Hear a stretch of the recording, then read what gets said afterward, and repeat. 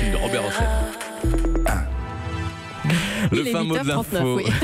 On se marche dessus. Le fin mot de l'info. Bonjour Raphaël Antoven. Bonjour Patrick, bonjour à tous. En cette période de vaccination contre la grippe et alors que la ministre de la Santé Agnès Buzyn veut rendre 11 vaccins obligatoires dès le 1er janvier 2018, vous avez souhaité revenir ce matin sur les arguments des anti-vaccins ou anti-vax. Oui, parce que leurs arguments ont tous en commun d'avoir été invalidés.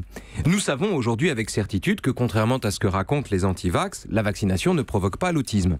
Nous savons qu'attraper délibérément une maladie n'est pas plus efficace que la vaccination. Nous savons que les produits éventuellement toxiques comme le mercure ou l'aluminium qu'on trouve dans les vaccins sont injectés en trop petite dose, c'est la loi de Paracels, pour être dangereux. Nous savons que l'amélioration de l'hygiène n'explique pas à elle seule la disparition des maladies infectieuses et que seuls les vaccins peuvent endiguer un fléau. Chaque fois, les hypothèses des anti-vax ont été réfutées. Mais alors comment expliquez-vous que la réfutation de leurs arguments n'ait aucune prise sur les anti-vaccins ? Tout simplement, ça n'est pas parce que le vaccin est dangereux qu'ils sont anti-vaccins. C'est parce qu'ils sont a priori hostiles au vaccin qu'ils le trouvent dangereux. L'anti-vaccination n'est pas plus un diagnostic qu'une théorie du complot n'est une enquête. L'anti-vaccination est un dogme qui brandit comme autant de preuves tous les faits qui ne la contredisent pas. Mais pourquoi un tel dogme ? Pour quelles raisons les gens seraient-ils a priori hostiles au vaccin ? Mais parce que la phobie des vaccins est à la croisée, me semble-t-il, de deux tendances de l'époque, Patrick.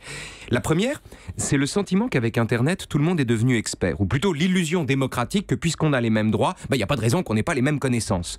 Ça donne des patients qui ont le sentiment de savoir et qui regardent leur médecin de haut parce qu'ils ont passé une demi-heure sur Doctissimo avant d'entrer dans le cabinet.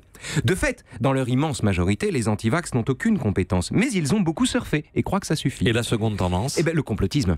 Le complotisme est un sentiment de savoir qui croit que ce que nous ne voyons pas nous est pour cette raison dissimulé.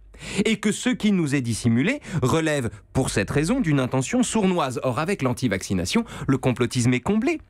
L'illusion que l'expertise est étendue à tous prend naturellement la forme d'un soupçon sur ce qu'on nous injecte, d'autant qu'un vaccin injecte un peu du virus lui-même.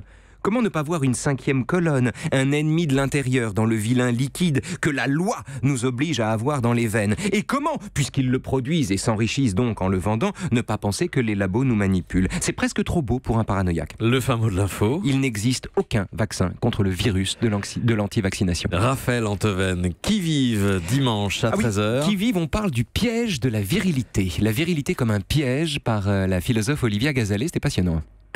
Mais ce sera sur Europe 1, dimanche à 13h. Merci. Europe 1.